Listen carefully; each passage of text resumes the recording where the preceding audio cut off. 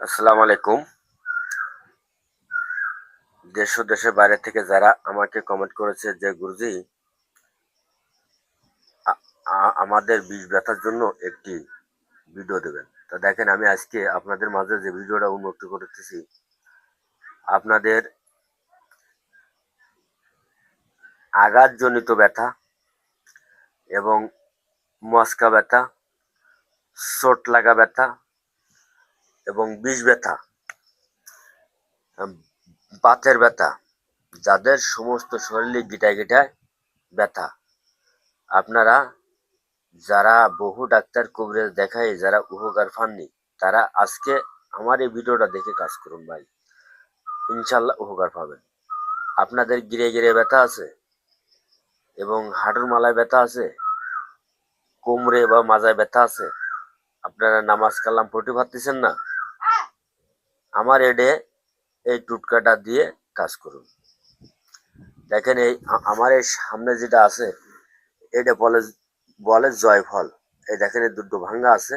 এই আর এই কটা কিন্তু আস্ত আমি আমি আনিছি তেল বানাবো, তাই মনে করলাম যে একটা ভিডিও করে দিই। এই দেখেন, এগুলো কিন্তু আমি আস্ত নিয়ে আইছি। আর এই কিন্তু এই দুটো ফল আছে। এই আপনারা এমন দুটো ফল নেবেন, এই এমন ধরনের দুটো ফল নেবেন। আর এতে 4-5, এই 1 2 3 4 5 6 কোয়া রসুন দেবেন এর সাথে। এবং এই এই ফল দুটো আগে বাটি নেবেন, বাটে একটা স্টিলি বাটির ভিতরে রাখবেন। এই ফল দুটো স্টিলি বাটির ভিতরে রাখলেন গুঁড়ো করে। তারপরে এতে 5-6 কোয়া রসুন একটু ছেঁচে বা থেতলাইয়ে এর মধ্যে দিলেন বাটির ভিতরে। দেওয়ার পরে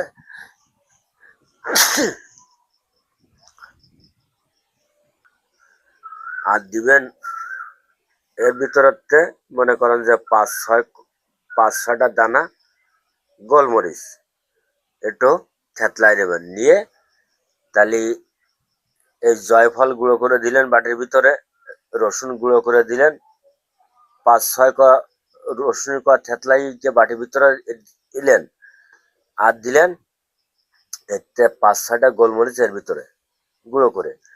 এই বাটা দেওয়ার পরে আপনারা 100 গ্রাম সরষের তেল দেবেন, 100 গ্রাম সরিষার তেল দেবেন।